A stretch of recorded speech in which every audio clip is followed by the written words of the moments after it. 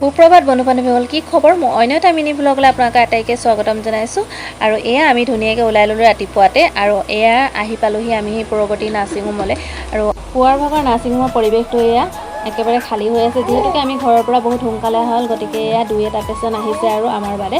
আৰু আমিও আহি ধুনীয়াকৈ এয়া লাহেকৈ বহি আছোঁ। আমি মাকে জীয়েকে এইফালে বহি আছোঁ, দেউতাকে অকণমান ওলাই মেলি গৈছে বাহিৰলৈ। কলিজাখনক আমি দেখাবলৈ বুলি আহিলোঁ জিতুমণি দেউৰী ছাৰৰ ওচৰলৈ। আৰু জন্মৰ পৰা এতিয়ালৈকে ছাৰৰ ওচৰতে দেখাই থকা হৈছে, গতিকে সেয়াই আৰু তেওঁৰ ওচৰলৈ আহিলোঁ এপাক। আৰু এয়া তেওঁ আহি বৰ্তমান সোমাইছে। আৰু কলিজাখনৰ বিশেষ তেনেকৈ প্ৰব্লেম নাই, তাইৰ মাজে মাজে অকণমান কাহটো ধৰি থাকে। দৰৱ খাইছে যদিও ভাল পোৱা নাই, তেওঁ দিয়ে দৰৱ, কিন্তু আকৌ ভাবিলোঁ তেওঁক আকৌ এবাৰ লগ কৰি যোৱা যাওক, গতিকে সেয়া আহিলোঁ। আৰু কলিজাখনক দেখাই মেলি আহি পালোঁহি মাৰ ঘৰ। আৰু মাৰ ঘৰত দেখিছেনে, একদম মোৰ স্পেচিয়েল একদম ভাল লগা আইটেম বনাই থৈছে, হাঁহৰ ড্ৰাই ফ্ৰাই। গতিকে সেয়াই আজি খানাটো মাৰ ঘৰতে খাই বৈ আৰু ঘৰলৈ ধুনীয়াকৈ লাহেকৈ যাম আৰু এইফালে মায়ে ধুনীয়াকৈ বাঢ়ি মেলি দিছে। আৰু আজিৰ মিনি ব্লগটো ইমানেই আছিল, কেনেকুৱা লাগিলে চাই জনাব। আৰু আজিলৈ তেন্তে আহিছোঁ, বাই।